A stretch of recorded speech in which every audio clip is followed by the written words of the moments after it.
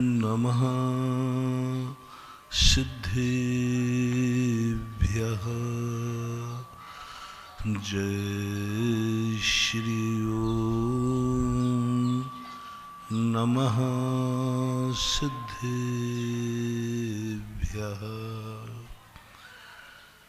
सर्वमंगलमांगल्यं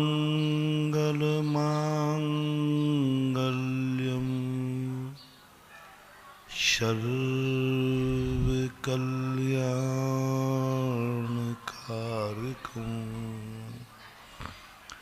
प्रधानं सर्वधर्माणां जैनं जयतु शासनम्।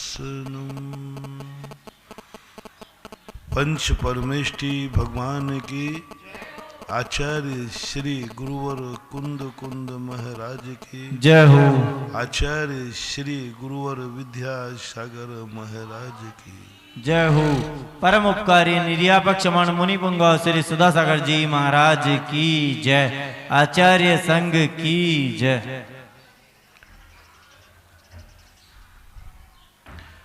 जीव तो सभी दुनिया में हैं, लेकिन सभी जीवों के प्रति प्रकृति का पूर्ण विश्वास नहीं है। जीव तो सब होते हैं, लेकिन सब जीवों पर सभी जीवों का विश्वास नहीं होता। लोग समझते हैं लोगों में एक जीव दूसरे के जीव के ऊपर विश्वास नहीं कर पाता। प्रकृति भी नेचुरल रूप से सभी जीवों पर विश्वास नहीं करते। बड़े बड़े देवता लोग हैं, एवं देवता लोगों के अंदर ये पुण्यवानों की सेवा तो करते हैं, पुण्यवानों का सहयोग करते हैं, लेकिन पुण्यहीनों के प्रति इनके मन में स्वाभाविक कोई दया नहीं जागती। आज तक किसी देवता ने किसी दुखी को सुखी नहीं किया। आज तक किसी देवता ने किसी गरीब को अमीर नहीं बनाया। आज तक किसी देवता ने किसी भूखे को रोटी नहीं दी। आज तक किसी देवता ने अपनी तरफ से किसी अंधे को आंखें नहीं दी। देवता मात्र उनके साथ रहता है जो पुण्यवान होते हैं। भगवानों के साथ, तीर्थंकरों के साथ, इनके साथ वो अपने वैभव का प्रदर्शन करते हैं। तो जो लोग देवताओं से अपेक्षाएं करते हैं वो व्यर्थ है, क्योंकि देवता कभी भी पुण्यहीनों के प्रति दया भाव नहीं होता। आपने देखा, अमीर आदमी एक अमीर आदमी के लिए कुछ भी खर्च कर देगा, लेकिन अमीर आदमी एक गरीब के लिए 1 रुपया देने के लिए सोचेगा। ज्यादातर भिखारियों को भीख मिलती है, अमीरों के दरवाजे नहीं, गरीबों के दरवाजे। क्योंकि गरीब गरीब की वेदना समझता है, दुखी दुखी की वेदना समझता है। अमीर को तो वेदना समझते ही नहीं कि गरीबी की वेदना क्या होती है। वो भूख की वेदना समझ नहीं सकता, उसके मन में सोच नहीं आता। उनके मन में तो ये आता है कि जितने ये गरीब लोग हैं, दुखी लोग हैं, ये दुनिया में होने ही नहीं चाहिए। इनका क्या उपयोग है? भिखारियों का क्या उपयोग है दुनिया में रहने से? ये तो दुनिया के लिए व्यर्थ की चीज है, कोई भार है, उनकी उपेक्षा और करेगा, क्योंकि ये अपने आप में उस अमीरी का लक्षण है। अमीर आदमी से यदि कोई बड़ा अमीर आदमी आ जाए तो उसके लिए वो कुछ भी सहयोग कर सकता है, कुछ भी व्यवस्थाएं बना सकता है। वो भूल जाता है यह व्यक्ति को। इसलिए देवता लोग जो हैं समृद्ध होते, सुखी होते, वो किसी का सहयोग नहीं करते। देवताओं से जिसे काम कराना है या तो उनको अपने बस में कर ले, और या फिर इतना पुण्य कमाए कि वे अपनी ड्यूटी देना पसंद कर रहे, वे अपने आप को आपका चाकर मानने में उनको सुख महसूस हो, आनंद की अनुभूति हो, अवभाग्य समझे, इतना पुण्य तुम्हारा हो गए तो वो देवता अपनी सहायता करते हैं। नारकियों में सहायता करने की ताकत होती नहीं, वे खुद ही दुखी होते हैं, इतने दुखी होते हैं कि वे दुख को जानते हैं, अनुभव करते हैं, लेकिन दुख मिटने की उनमें ताकत नहीं होती। पशुओं में अज्ञानता है, त्रियंचों में अज्ञानता है। त्रियंच यदि चाहता है कि मैं किसी का सहयोग करूं, लेकिन वो समझ नहीं पाता है कि मैं सहयोग क्या कर सकता हूं। मूर्खता के कारण, निपटता के कारण से वह त्रियंच भी अपने आप में परिणाम अच्छे रखता हुआ भी कुछ नहीं कर पाता। मात्र एक मनुष्य लोक बचता है। मनुष्यों में भी जो आर्यखंड के कर्म भूमि के जीव बचते हैं, ये इनके प्रति प्रकृति का बड़ा विश्वास है, बड़ी आस्था है, और इनको सारे उपदेश, सारे नीतियां, न्याय सब आर्यखंड में रहने वाले जीवों के लिए दिए जाता है। ये कुछ कर सकते हैं। इनको तीन बातें संभालना है। इनके मन में ऐसा भाव है क्योंकि ये वेदना को समझते हैं। इनको कहा गया कि तुम जब भी कोई कार्य करो अपने से पुण्यहीन का जरूर ध्यान रखो। जो पुण्यहीन है, जो तुमसे कमजोर है, उसके लिए अपनी जिंदगी का एक भाग दो, उनके संबंध में सोचो, विचार करो। कहीं इस दुनिया में मैं अपने संबंध में सोच रहा हूं, उनके संबंध में भी सोचो।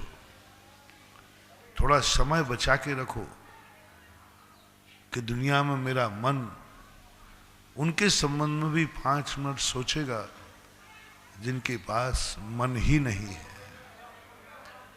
जो अपने संबंध में सोच नहीं पा रहे, उनके संबंध में सोचो कभी। जैसे ही व्यक्ति मन वाला मनहीनों के संबंध में सोचता है, इसके मन की ताकत बढ़ती है, शक्ति बढ़ती है। इतना मन बल जाता है कि मन नाम की एक रिद्धि होती है, मनोबल रिद्धि। मनोबल रिद्धि कहलाती है। कितना भी वो चिंतन करना, कितना भी आघात आ जाए मानसिक, कभी वो विचलित नहीं होते। अपना मन तो घबरा जाता है, भयभीत हो जाता है, तकलीफ में आ जाते। अपने मन में तो थोड़ा सा प्रतिकूल वातावरण बना नहीं और टेंशन हो जाता है, मन घबरा जाता है। आप कहते हैं ना कि भाई दिल घबरा रहा है, मन घबरा रहा है। क्यों? तुम्हारे लिए कोई रास्ता नहीं मिल रहा है, तुम कुछ सोच नहीं पा रहे हो। किनके ऐसे मन होते जो सोच नहीं पाते? सबसे बड़ी विशेषता है कि यदि अपने मन की शक्ति बढ़ाना है, मन को एक वृक्ष बनाना है, मन को एक फलाना है, तो हमेशा एक ध्यान रखो कि 24 घंटे में कभी तुमने अपने मन से मनहीन के संबंध में सोचा है क्या? जिसके पास मन नहीं है, जो मन से रहित होकर अपनी जिंदगी जी रहे, उनके लिए आपने कभी मन में सोचा, मन में विचार किया? ये तो जिंदगी में सोच नहीं पाएंगे, इनके संबंध में मैं सोचूंगा, मैं विचार करूंगा, इनकी जिंदगी कैसे सुरक्षित रहना है मैं करूंगा,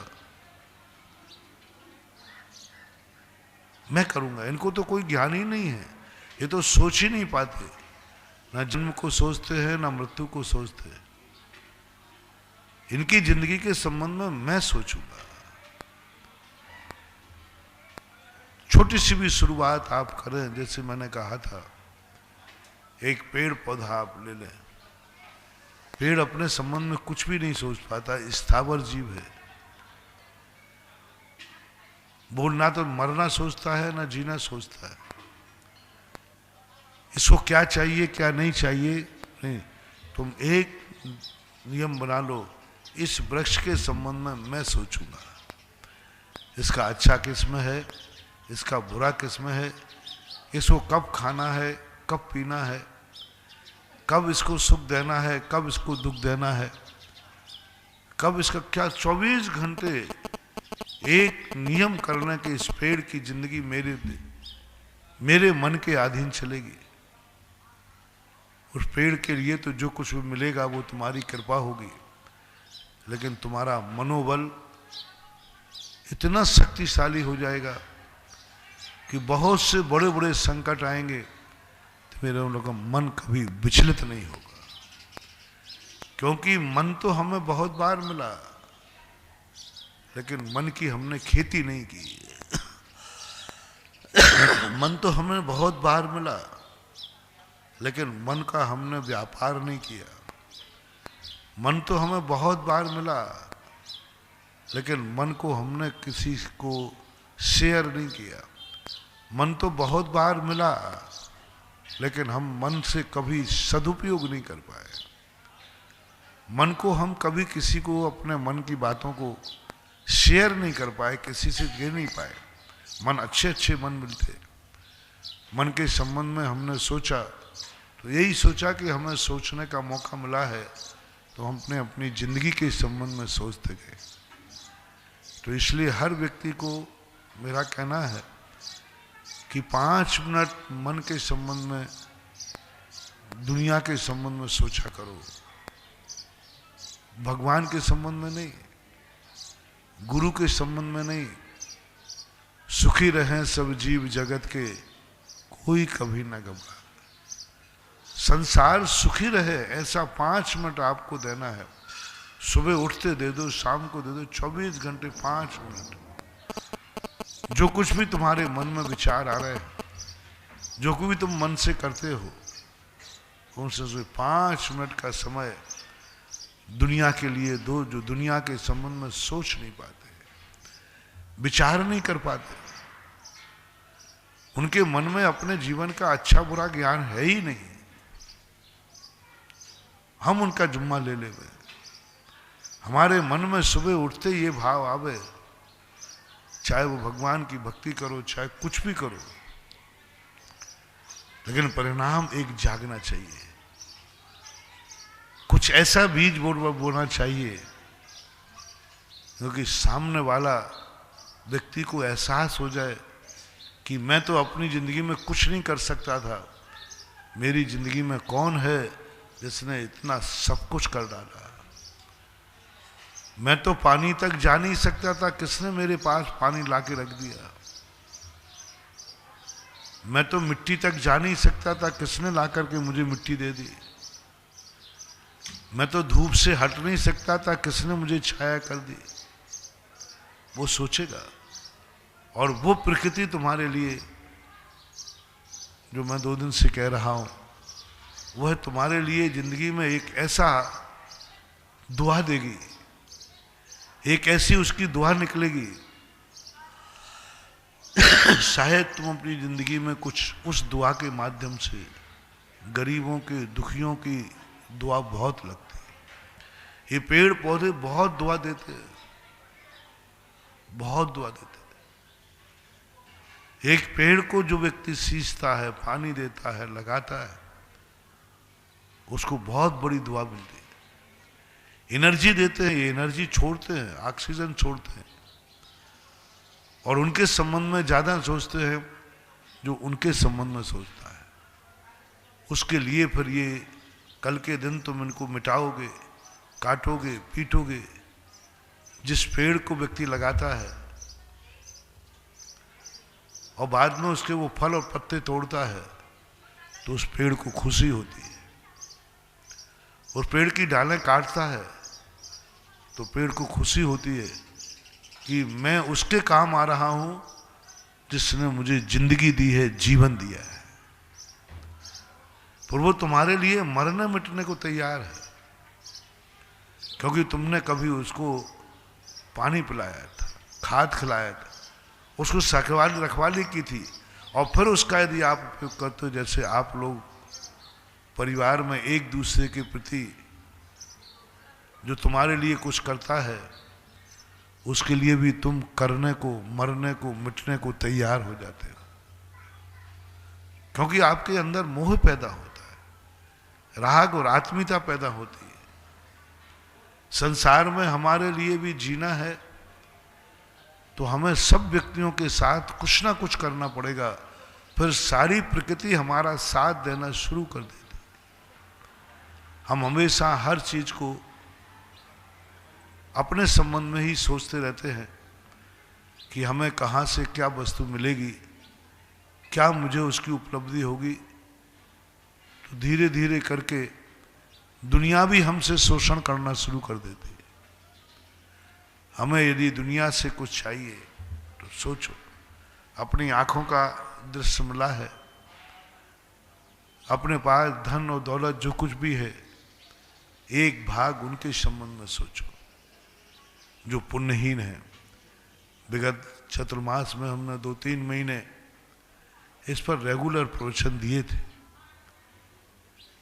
कि पुण्यहीन व्यक्ति को मिलने से, पुण्यहीनों का सहयोग करने से वो हमारी पीछे की जिंदगी को संभालते हैं, हमें पीछे गिरने से बचाते हैं। और वर्तमान की जिंदगी का जो प्रसंग अभी चल रहा था दैनिक प्रवचनों में, तो वर्तमान में हमें खुद अपनी जिंदगी को संभालना है। तुम्हारी जिंदगी कोई संभालने वाला नहीं, कोई संभालने वाला नहीं। मनुष्य कितना सक्षम व्यक्ति बनाया है जो सबकी जिंदगी संभालता है, इसकी कोई जिंदगी नहीं संभालता, क्योंकि इसकी जिंदगी तो स्वयं अपने आप संभलती है। इसने दोनों तरफ अपने ऐसे व्यक्ति खड़े कर रखे हैं जो कभी उसकी जिंदगी में गलत हो ही नहीं सकता, और स्वयं की अपनी जिंदगी को वो निर्भय बना लेता है। अभी भयों के ऊपर मैंने प्रवचन दिए थे, जो कहता है कि पीछे से कभी मेरे ऊपर वार नहीं होगा, पीछे मैं कभी गिरूंगा नहीं। क्यों? क्योंकि मैंने अपने पीठ पीछे चलने वालों पर कभी बुरा नहीं सोचा। मैंने कभी भी अपने से पुण्यहीन को कभी पैरों से कुचला नहीं। कभी मैंने अपने स्वार्थ के लिए किसी की जिंदगी बर्बाद की नहीं। इसलिए मुझे किसी बात का डर नहीं कि मेरे जीवन में कोई घात हो जाएगा, मेरे जीवन में कुछ अहित हो जाएगा। वो इतना भय मुक्त हो जाता है कि कौन है मेरा दुश्मन, कोई है ही नहीं। मैं जब भी चलता हूं नीचे देख के चलता हूं, जब भी सोचता हूं जगत के कल्याण की बात सोचता हूं, जब भी मेरे जीवन में कुछ होता है मैं सदा पुण्यहीनों के प्रति अपनी शक्ति प्रमाण ध्यान करता हूं। इसलिए इस जगत में कोई भी मेरा कुछ बिगाड़ नहीं सकता। रही बात अपने बराबरी वालों के, अपने साधर्मी की, साधर्मियों के प्रति वो अपने जो बराबरी वाले होते हैं उनके प्रति वो वात्सल्य भाव लाता है। और जो ज्ञानी अपने आप में अपने साधर्मियों से वात्सल्य भाव का रूप देता है, उसे साधर्मी से भी खतरा नहीं होता। संसार में वही सब कुछ मिटाने वाले लोग होते हैं। संसार विचित्र है, सबसे ज्यादा पाप अनर्थ भी करता है तो ये आर्य खंड के लोग मनुष्य ही करते हैं। इनके मन में जब स्वार्थ जाग जाता है, इनके मन में ऐसी शक्तियां विद्रूप हो जाती हैं, जो व्यक्ति एक बात सोचता है कि नहीं, सारी दुनिया को मिटा करके मेरा राज्य होना चाहिए, मेरी दुनिया स्थापित होना चाहिए, मेरे अलावा कुछ नहीं होना चाहिए। और हम ये नहीं सोच पाते कि तुम अकेले रह करके राज्य करोगे किस पे? कौन तुम्हारी प्रजा बनने वाला है? प्रजा के लिए तुम्हारे पास स्थान ही नहीं। राजा कभी अकेला नहीं होता, राजा के लिए प्रजा चाहिए। प्रजा को तो व्यक्ति को तो शोषण कर लिया, प्रजा का तो नाश कर दिया, सब कुछ मिटा दिया प्रजा का। अब प्रजा का तुम्हारे पास रहा क्या? कुछ भी नहीं बचता। और व्यक्ति फिर अंत में जब अकेला बच जाता है तो सोचता है कि मैं अकेला रह के क्या करूंगा, अकेले मेरी जिंदगी क्या काम की, किस उपयोग में आएगा। फिर अंत में उसको पश्चाताप होता है। लेकिन जब तक चिड़िया खेत चुन चुकती है, हमारी जिंदगी में बहुत, आप लोग एक ऐसे संगठन से साथ एक ऐसी पारिवारिक स्थितियों में भी जीते हैं जहां व्यक्ति को परिवार से खतरा हो जाता है, भाई भाई से भी खतरा हो जाता है। आज दुनिया को सबसे ज्यादा खतरा अपनों से है, अपनों से दुखी है, अपनों से परेशान है। अपने लोगों के प्रति, उसके प्रति में मन में माहौल नहीं आ पा रहा है कि मैं अपनों के बीच में तो सुखी रह जाऊं। आज घर घर में आप देखना, हर व्यक्ति से पूछो तो 90% यही कहता है कि मैं अपने भाई से दुखी हूं, मैं अपने पड़ोस से दुखी हूं, देश देश से दुखी हो रहा है। अपने घर में, अपने घर के दुखी के रूप में व्यक्ति इतना दुखी होकर के अपने जीवन को कोस रहा है कि वो सोचता है कि मैं अपनी जिंदगी को चलाऊं कैसे। अपने लोग ही हमारी जिंदगी में बाधक बनने लगे, अपने लोग ही हमारे जीवन में बाधक बन रहे। और हर धर्मात्मा के लिए दूसरा धर्म बाधक बना हुआ है। भारत में देखो जितने झगड़े टंटे हो रहे हैं, दो धर्मात्मा लड़ रहे हैं, वो किसी प्रकार का सामंजस्य नहीं बैठाल पा रहे, क्योंकि हर व्यक्ति एक दूसरे को नकारात्मक दृष्टि से सोच रहा है, या हट करके मेरा अस्तित्व हो। और कई बार तो जब अनैतिकता आ जाती है व्यक्ति के मन में, तो वह अनैतिक रूप से भी अपने आप को धारण करने की सोचता है। अपने आप में वह विचार नहीं कर पाता कि हम जिंदगी में किस रूप में इस संसार में जीने की स्थिति बना पाएंगे। जब व्यक्ति को मोक्ष मार्ग में बढ़ने की बात आती है, तब उसके संबंध में यही सोच के कहा जाता है कि तुम अपनी जिंदगी में कुछ ऐसे परिणाम लाओ जो स्वयं को भी सुकून दे, अच्छा लगे, अपने आप को एक गर्व का महसूस हो कि मैंने कुछ अच्छा किया है। मेरे अपने मन में ऐसा आए कि मैंने कभी बुरा किया ही नहीं, मैं बुरा हूं ही नहीं, मैं बुरा करता नहीं। और जब ऐसी परिणति आएगी तो विचार करने में बात मन में आएगी कि जब मैंने दूसरों के लिए अच्छा किया है और मैंने कभी पुण्यहीन को दुख नहीं दिया है, तो सारे पुण्यहीन मिलकर के हमारे जीवन में जब दुख की बात आएगी तो वे हमारा कहीं ना कहीं से सहयोग करेंगे। और वह सहयोग हमारे जीवन में पता नहीं चलता हमें। पुण्यहीन जब बड़ों का सहयोग करता है तो पता नहीं चलता वो कहाँ से करता है। पेड़ हमारी सहायता करेगा, हमसे कह के नहीं करेगा। अपन पेड़ को पानी देंगे तो दिखाएंगे, लेकिन पेड़ जब हमें दुआ देता है तो वो चिल्ला के नहीं कहता, वो बोलता नहीं है, वो करता नहीं है। अपने आप उसके परिणामों में ऐसी परिणति हो जाती है कि वो कहता नहीं मैं दुनिया के लिए जी रहा हूँ। बस इतना सा उसकी कमी है कि वह एहसास नहीं कर पाता है कि मैं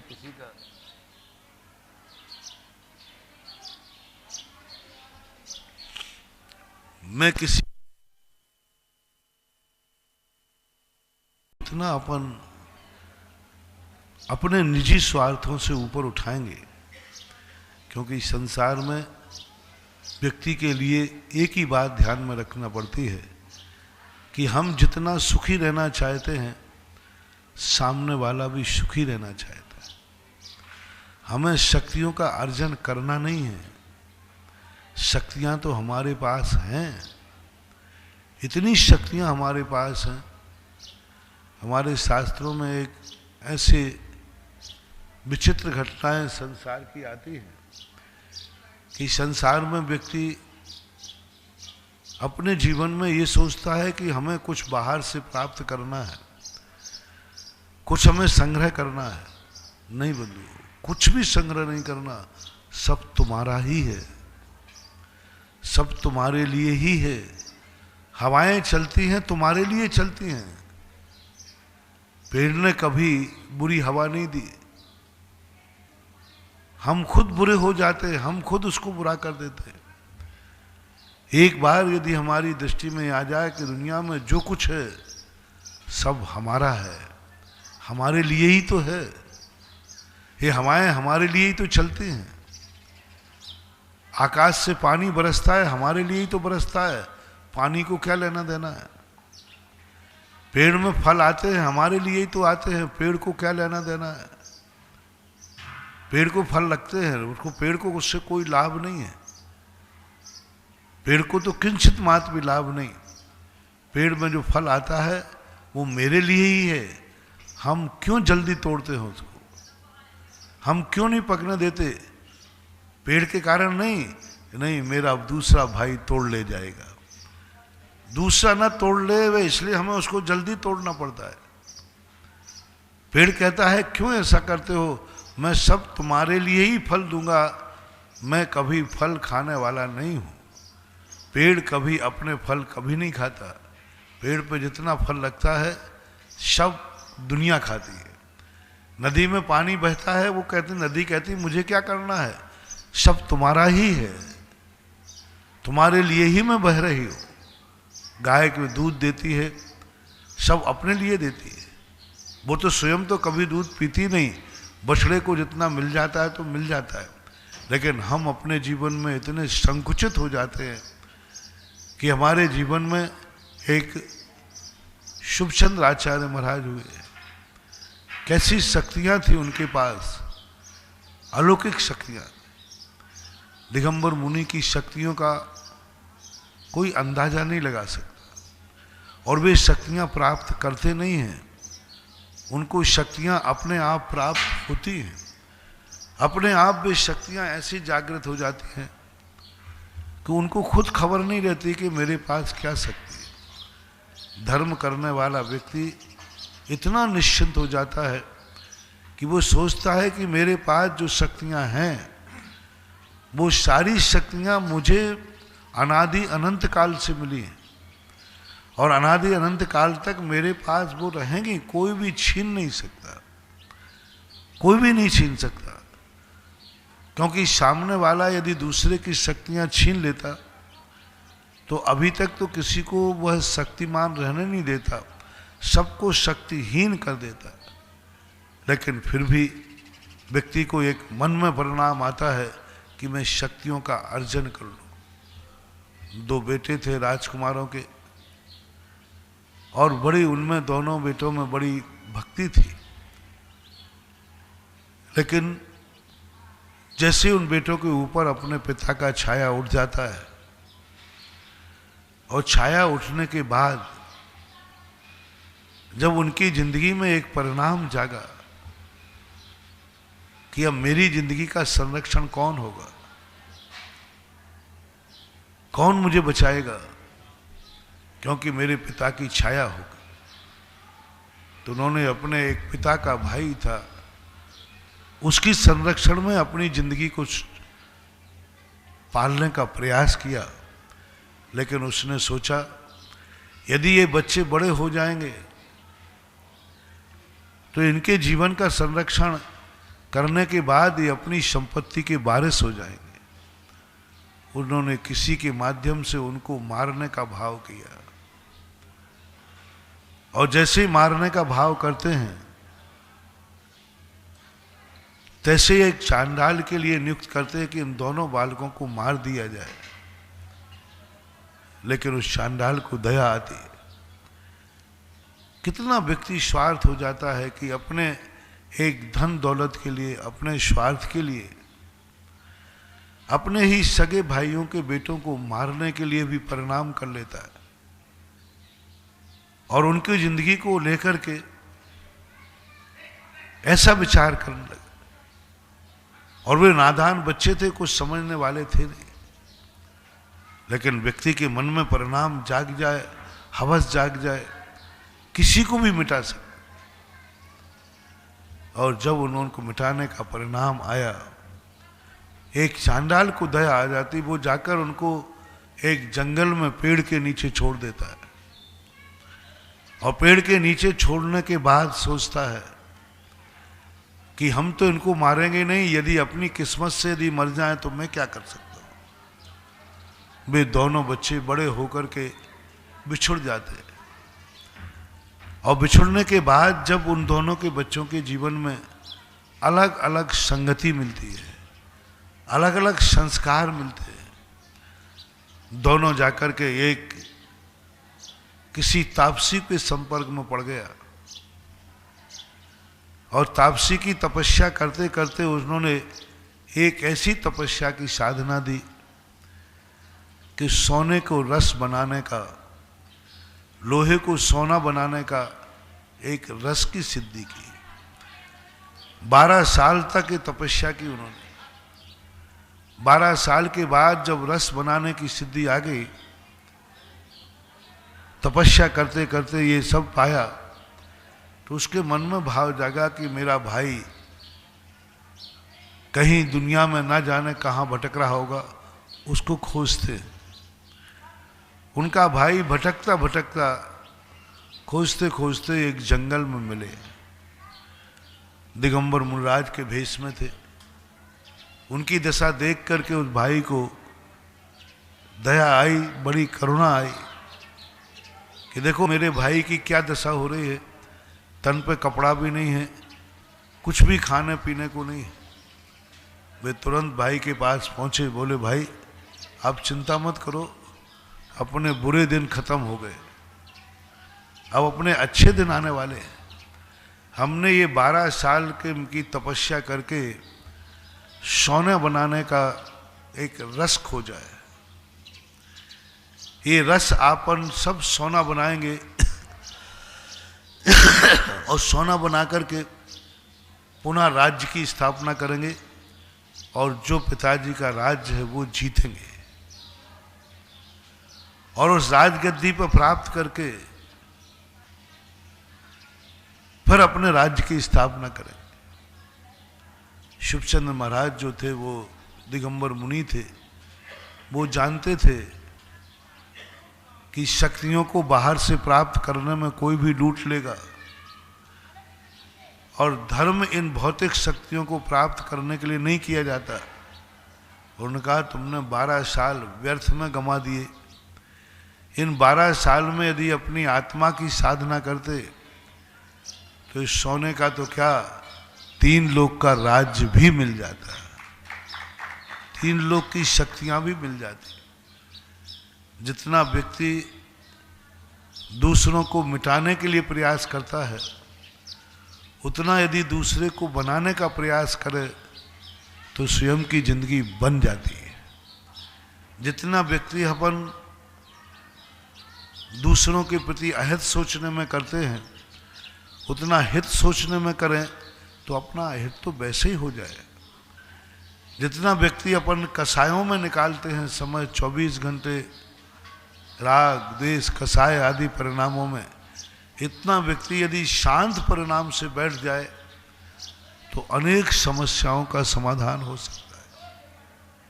जैसे अपन लोग जब कोई विपरीत परिस्थिति आती है तो किम कर्तव्य मूड हो जाते, दिमाग काम नहीं करता। जैनाचार्य कहते हैं आप दिमाग से काम लो मत, आप शांत बैठ जाओ, निर्विकल्प बैठ जाओ। 5 मिनट के लिए आप शांत बैठोगे, आपको वो 100 घंटे भी आप सोचेंगे तो वो शांति नहीं मिलेगी जितना कि वो 5 मिनट जैसे अपन सोचेंगे, शांत बैठेंगे, तैसे ही अपने आप वो शांति मिल जाती। लेकिन हम शांत बैठ नहीं पाते, हमारे लिए तो एक किम कर्तव्य मूड वाली बात हो जाती है। और उतनी शांति तुम प्राप्त कर सकते हो। लेकिन भर्तृहरि ने कहा नहीं भैया, मैंने एक गुरु मिले थे, उन्होंने मुझे सोने बनाने का एक रस दिया है, मैं 12 साल की तपस्या का परिणाम लेके आया। शुभचंद महाराज चूंकि दिगंबर मुनि थे, दिगंबर मुनि इन धन दौलत के प्रभाव में नहीं आता, बाहरिक संपदाओं के प्रभाव में नहीं आता। बाहरिक संपदाएं तो वह त्यागता है, छोड़ता है, उसको बहुत मौके मिलते हैं बाहरिक संपदा को ग्रहण करने के, लेकिन वो बाहरिक संपदा को ग्रहण नहीं कर पाता, तो इसको छोड़ने का प्रयास करता है। जब वो इसकी स्थिति में ऐसी स्थिति बनने लगी तो शुभचंद महाराज ने अपनी पिछी से वह सारा का सारा तुमड़ी का रस नीचे गिरा दिया। शुभचंद महाराज बहुत घबरा गए, माँ भर्तृहरि घबरा गए, बोले भैया ये तुमने क्या किया? अभी तक तो तुम शरीर से ही फक्कड़ थे, अब मन से भी फक्कड़ हो गए। अभी तक तो तुमने शरीर से ही मेरा सब कुछ मिटाया था, आज तो तुम्हारा दिमाग ही खराब हो गया। 12 साल की तुमड़ी की कमाई की मेहनत को आपने यूं पानी में डाल दिया। आप इस समय कैसे परिणति में हैं? उन्होंने कहा नहीं, ये तो माटी का रस माटी में गया, इसमें कोई फायदा नहीं है। तो फायदा नहीं, मैंने तो 12 साल की तपस्या की थी और बड़ी मुश्किल से उनका प्रतिकार करने का सोचा था जिन्होंने अपने जीवन में संकट ढाए, अपन को राज्य प्राप्त करना था। वो राज्य तो वो भर्तृहरि से कहा शुभचंद ने, वो राज्य तो मुझे मिल गया था, मैंने ही छोड़ दिया। वो राज्य तो उससे बड़ा मिल जाता, मैंने ही छोड़ दिया। बोले आपने कैसे प्राप्त किया? तो उन्होंने जब भर्तृहरि को, अपने भाई को दुखी देखा तो अपने पसीने की 2 बूंदें निकाल करके और एक चट्टान पर फेंक दी। जैसे वो चट्टान पर बूंदें गई, वो चट्टान सोने की बन गई। अब जैसे वो चट्टान सोने की बनी, बोले भैया ये रस आपने कहाँ से पाया? बोले मैंने पाया नहीं है, मैंने तो ऐसा किया भी नहीं है, ये शक्ति अपने आप प्रकट हुई है, अपने आप प्रकट हुई है। भर्तृहरि देख के घबरा गए कि भैया के तो पसीने में भी सोने बनाने की कला है, हम तो 12 साल की तुमड़ी लेकर के घूमते रहे और ये भी निर्णय नहीं है कि ये बनेगा, और कितना तुम्हें सोना चाहिए। भर्तृहरि चरणों में गिर कर के अपने भैया की दिगंबर मुनि की साधना और तपस्या देखकर हतप्रभ आश्चर्यचकित रह गए कि ऐसी भी कोई साधना तपस्या होती है जिनके पसीने ही सोने का कार्य कर देवे। लेकिन मैं कभी ऐसा करूंगा नहीं, मैं कभी ऐसा दिगंबर मुनिराज कभी भी हो चमत्कार के माध्यम से किसी वैभव को नहीं बढ़ाते। वो अपनी साधना और तपस्या के माध्यम से अपने वैभव को बढ़ाने का प्रयास करते हैं। वो कभी ये नहीं सोचते हैं कि मेरी तपस्या, मेरी साधना, मेरे तप के माध्यम से दिगंबर जैन साधु चाहे तो एक दिन में सारे देवताओं को एक सामायिक में हाथ जोड़ के खड़े कर सकता है। देवता आकर के उसके सामने नतमस्तक हो सकते हैं और वो इस प्रकार का विचार कर सकते हैं कि नहीं, लेकिन वो देवताओं की तरफ देखते भी नहीं, सोचते भी नहीं, विचार भी नहीं करते किसी को अपने बस में करने का भाव नहीं करते। सारी दुनिया बस में हो जाए वो बात अलग है, वो स्वयं बस में करने का भाव नहीं करते। जितनी तपस्या यदि वह बाहरिक पदार्थों को प्राप्त करने में कर लेवें तो ना जाने कितनी कितनी शक्तियां आत्मा के अंदर हैं जो प्रकट हो सकती, लेकिन उन शक्तियों को प्राप्त करने का परिणाम ही नहीं जागता, भाव ही नहीं जागता, क्योंकि वो जानते हैं कि बाह्य पदार्थ जितने भी अपनी जिंदगी में आएंगे वे सारे के सारे बाह्य पदार्थ जो हैं वो कहीं ना कहीं से हमारे लिए दुख देने में कारण बन जाते हैं। आज इतना ही कह के विराम करता हूँ। ठीक है, आप कोई दूसरे बोले महावीर भगवान की जय।